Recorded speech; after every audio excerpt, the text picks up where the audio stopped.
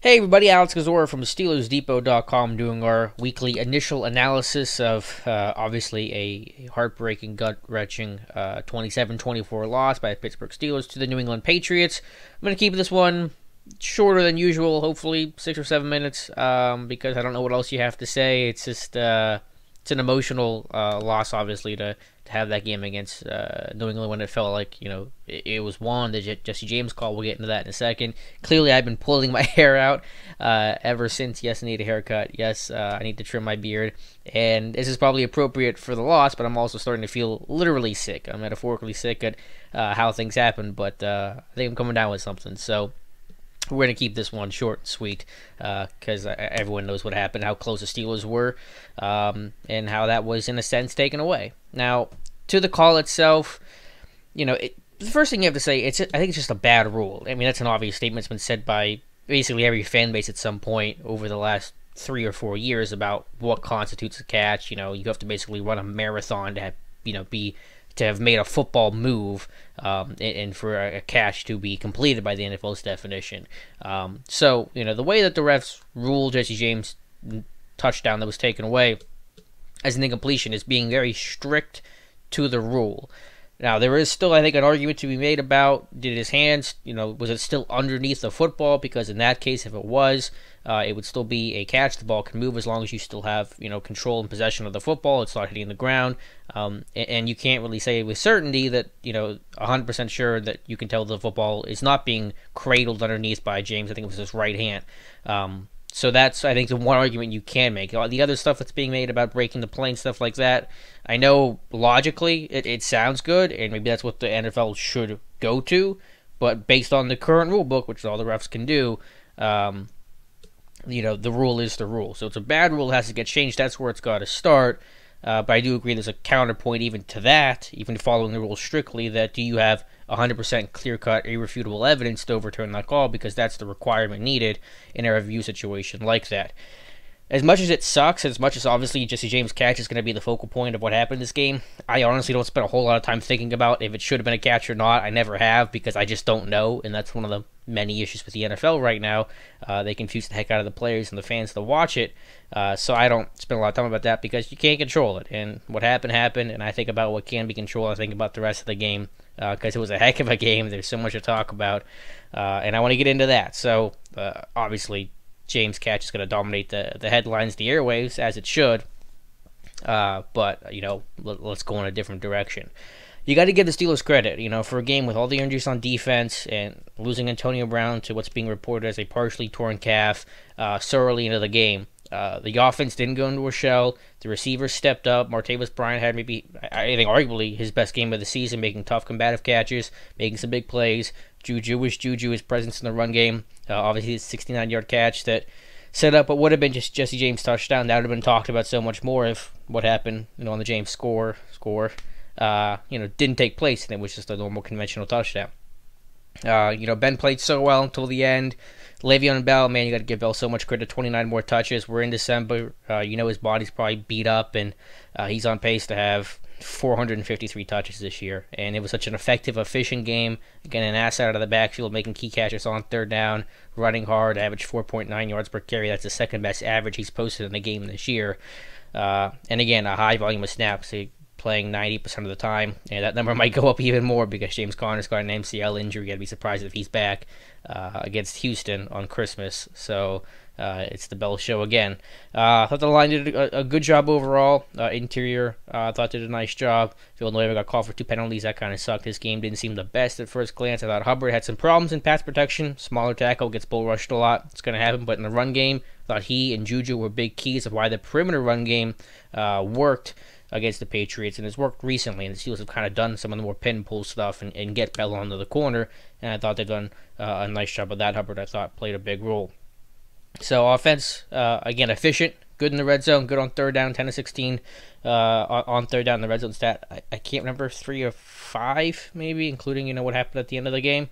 It's hard to knock it. There's some stuff that can definitely be cleaned up and get better, but considering the circumstances, it was pretty good. The last thing I'll say about the end of the game, what transpired there, already at 5 minutes in this video, so it's probably going to go normal length. And I tweeted this out, and the thought didn't occur to me immediately, but reflecting on the game afterwards, it did. When they were reviewing the James touchdown, you have to at least have a contingency plan if it's overturned. And with how long the refs were taking a look at it, you start getting the sense maybe they're really considering overturning this thing. So I don't have a problem with not spiking the football on third down. There's a second and goal play. They get stumped to, I think, Hayward Bay. So they're running up line of scrimmage. There's 20 seconds left, whatever it is. I don't have a problem with not spiking it there. I would not want to spike it there. I want to get a playoff. There's plenty of time, and I don't want to waste that down and then force yourself to kick the field goal and play for overtime. What I'm frustrated about is that when you're on the sidelines waiting for that James play to be reviewed, have a second play call. Say, if this is overturned, we're calling this play. If we need something immediately after for a sack, player inbounds, whatever the case is, we're going to call this play. 2 plays called in the huddle, happens all the time. So that doesn't seem like is what happened on this play. There was one play called, and then mass confusion about, we're going to get to the line, what's the play call? Coaches, Ben wants to spike it, coaches are saying, don't spike it. Then you're trying to set up a play when the quarterback wants to spike the football. You get a one-man route with Eli on a slant. It gets tipped, picked off, game over. That's the really frustrating part. I did not think that was handled well across the board from coaching staff or players. And that could have been avoided. And, you either get a touchdown or you get a chance to kick the field goal and go to overtime. Who knows what happens from there. So, of all the end-of-game sequence talked about so much, that's the most frustrating part because that was stuff the Steelers could control. What happened with Jesse James, that's out of the Steelers' control. That's a ref thing. Whatever the call is. But, the way that they handled the next 2 plays was really frustrating because that was stuff that could be controlled, and I thought they did a really poor job of it, and that's blame that goes all the way around. So enough on the offense. Defensively, still no answer for Rob Gronkowski. We have a video, either it'll have gone up or is going to come up shortly on Steelers Depot, breaking down some of his big plays. Obviously, the Steelers had no singular guy to try to cover him. Sean Davis got the responsibility most of the night, and you saw the results of that.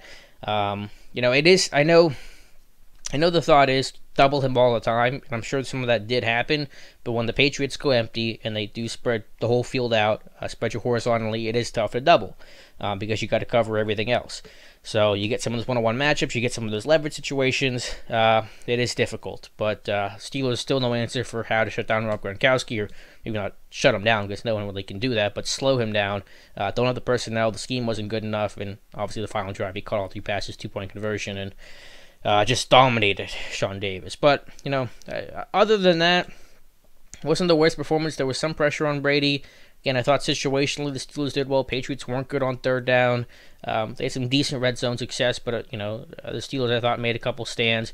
The run defense was frustrating. Patriots didn't run the football a lot, but when they did, they had a lot of success. Dion Lewis averaged over 5 yards a carry. Thought linebackers didn't get off blocks, so that the D-line probably could have done a better job. So thought the Patriots had a lot of 2nd and 10, 2nd and 9 stuff that turned into 3rd and 3, 3rd and 4 because of some good runs where the linebackers were getting clear into the second level. And so I thought guys like Spence didn't have a good game. Vince Williams I thought had a decent game. Obviously the interception was huge, so I think he was certainly the better of the two. But the whole inside linebacker rotation, I'm just curious what the thought process was there. I hope Tomlin gets asked about it on Tuesday. Why Spence over Metakevich?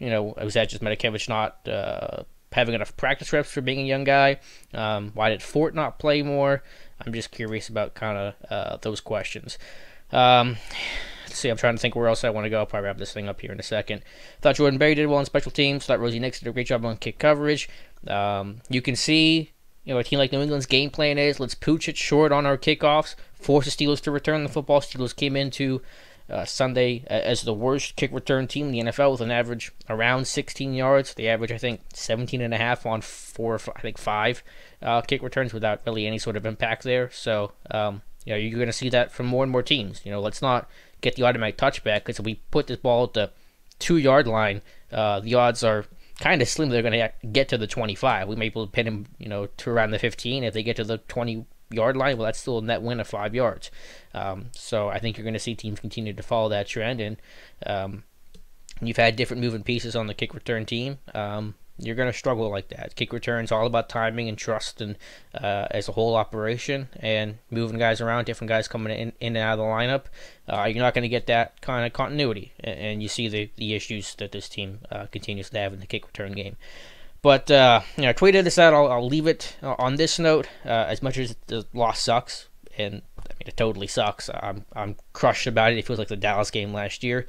The season's not over. Steelers are 11-3. If they win out, take care of business, they're going to be the 2 seed, worst case scenario, and have a first round bye, and have a chance to get back to the AFC title game. One win, and you're already there. So you're going to get Hayden back. Hopefully going to have AB back for a playoff run. You'll have learned, hopefully correct the mistakes from the first meeting. Hopefully you can do something against Gronk the second time around. Hopefully he doesn't go for a $168 again. We'll see about that. But, all it's not lost. This is a team that's been on a roll. Loss is going to happen. It was a really good game. Obviously the team was literally this close away from beating New England, and there would have been jubilation in the city. So that was awesome. Ryan Shazier also, can't forget about that. So amazing to see Ryan Shazier there. He looked good, all smiles. You saw some mobility. Obviously, you don't really know exactly what's going on with him, but man, I think he's discharged from the hospital now. That all sounds super positive. So obviously the season's done. He's on IR, but man, that's just great to see Shazier out there, and that's going to serve as a continued inspiration for this defense. So season's not over. Yeah, it's bad, and yeah, you probably have to go to New England for a game, but season's not over. Just keep that in mind. Have a little perspective. We'll all go through a couple of days and realize that you got 2 more weeks left in the regular season. Let's go win some football games and take another crack in the playoffs. So that's kind of my mentality with it. As always, let me know your comments below, whether you're watching on YouTube, Steelers Depot, or you're following me on Twitter at Alex_Kozora. Thank you guys so much for watching, and we'll talk to you soon.